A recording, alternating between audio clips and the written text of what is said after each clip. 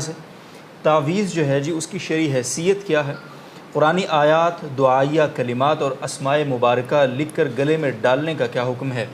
کیا ایسے الفاظ جو بے معنی ہوں ان کو تعویذ میں لکھنا جائز ہے؟ اگر تعویذ کے اوپر پلاسٹک یا کپڑا لپیٹ کر چمڑے میں بند کر دیا جائے تو کیا حالت حیض و جنابت میں گلے میں ڈالا جا سکتا ہے اسے؟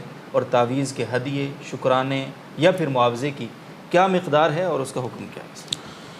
تعویذ کی شرعی حیثیت یہ ہے کہ جائز ہے۔ بعض لوگ یہ کہتے ہیں کہ تعویذ بالکل وہ حرام ہے اور اس کے لیے وہ ایک حدیث پیش کرتے ہیں تمائم الشرک، جی، لیکن یہ وہ شرکیہ الفاظ پر مشتمل تعویذ جو لکھے جاتے تھے اور ان کو لٹکایا جاتا تھا اور ان سے فاسد عقائد متعلق ہوتے تھے اس کے بارے میں ہے۔ ٹھیک ہے۔ باقی جو قرآن کریم کی آیات ہیں یا احادیث میں مذکور کچھ اذکار ہیں تو ان کا تعویذ بنانا اور گلے میں ڈالنا یہ جائز ہے، اور صحابہ کرام سے اس کا ثبوت موجود ہے۔ حضرت عبداللہ ابن عمرو بن العاص رضی اللہ تعالیٰ عنہ اپنے چھوٹے بچوں کو اعوذ بکلمات اللہ التامات من شر ما خلق اور اس طرح کے اور کلمات سکھاتے تھے، اور جو بچے زیادہ چھوٹے ہوتے تھے اور وہ سیکھ نہیں سکتے تھے، کوئی زبانی یاد نہیں کر سکتے تھے، تو لکھ کر ان کے گلے میں ڈال دیتے تھے۔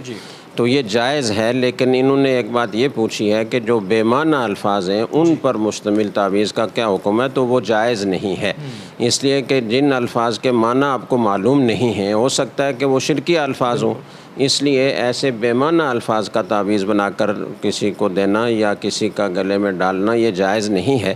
اور تیسری بات انہوں نے یہ پوچھی ہے کہ جب اس کو پلاسٹک میں اور کپڑے میں چمڑے میں بند کر دیا جائے تو حالت جنابت حالت حیض میں اس کو ڈالے رکھنے کا کیا حکم ہے؟ تو جائز ہے، چونکہ وہ بند ہوتا ہے اور اس میں کوئی حرج کی بات نہیں ہے۔ چوتھی بات انہوں نے یہ پوچھی ہے کہ تعویذ کا عوض لینا کیسا ہے؟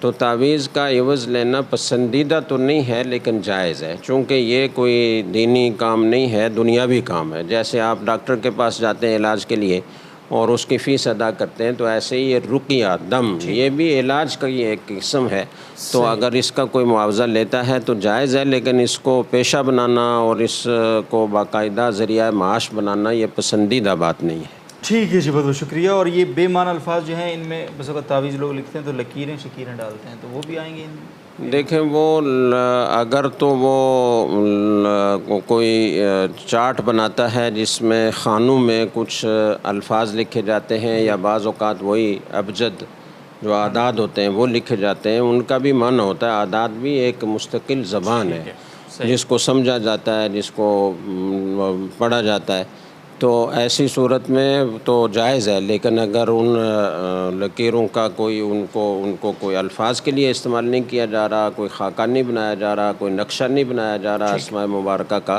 اور ویسے ہی لکیریں ڈالی جا رہی ہیں، تو یہ بھی ایک بے معنی ہی ہوگا۔ ٹھیک ہے۔